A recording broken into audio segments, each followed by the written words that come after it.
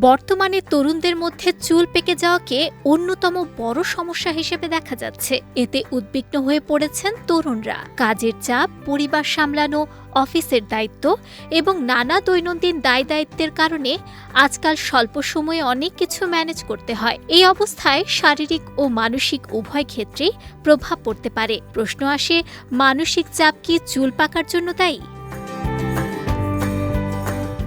সাধারণত মনে করা হয় চুল পাকার সমস্যা বয়সের সঙ্গে যুক্ত। তবে আজকাল 25 থেকে 30 বছরের তরুণদের মধ্যেও দেখা যাচ্ছে চুল পেকে যাওয়ার ঘটনা। বিশেষজ্ঞরা জানিয়েছেন, দীর্ঘদিন ধরে মানসিক চাপ থাকলে চুলের স্বাভাবিক রঙের জন্য দায়ী কোষগুলো ক্ষতিগ্রস্ত হয়। চাপ বৃদ্ধি পেলে মেলানিন উৎপাদন কমে যায়, ফলে চুল ক্রমশ সাদা হয়ে যায়। এছাড়া জিনগত কারণ, জীবনধারাও চুলের রঙের পরিবর্তন ত্বরান্বিত করতে পারে। তবে কিছু সচেতন অভ্যাস মেনে চললে এই সমস্যা কিছুটা নিয়ন্ত্রণ করা সম্ভব। প্রতিদিন 7 থেকে 8 ঘন্টা ঘুম নিশ্চিত করা জরুরি। গভীর রাত পর্যন্ত ল্যাপটপ বা অন্য স্ক্রিন ব্যবহার সীমিত করা উচিত। পুষ্টিকর খাবার খাওয়া জরুরি।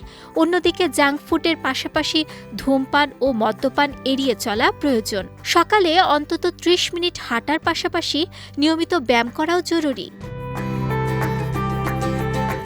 এছাড়া অনলাইনে দীর্ঘ সময় ব্যয় কমানো এবং কাজ শেষে ফোন ব্যবহার সীমিত করা মানসিক চাপ হ্রাসে সাহায্য করে।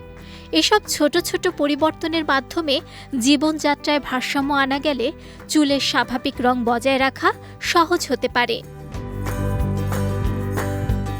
অল্প বয়সে চুল পেকে যাওয়া হয়তো স্বাভাবিক সমস্যা, তবে সঠিক অভ্যাস ও জীবনধারা মেনে মানসিক চাপ নিয়ন্ত্রণ করলে পরিস্থিতি অনেকটা নিয়ন্ত্রণ করা সম্ভব বলে জানিয়েছে বিশেষজ্ঞরা।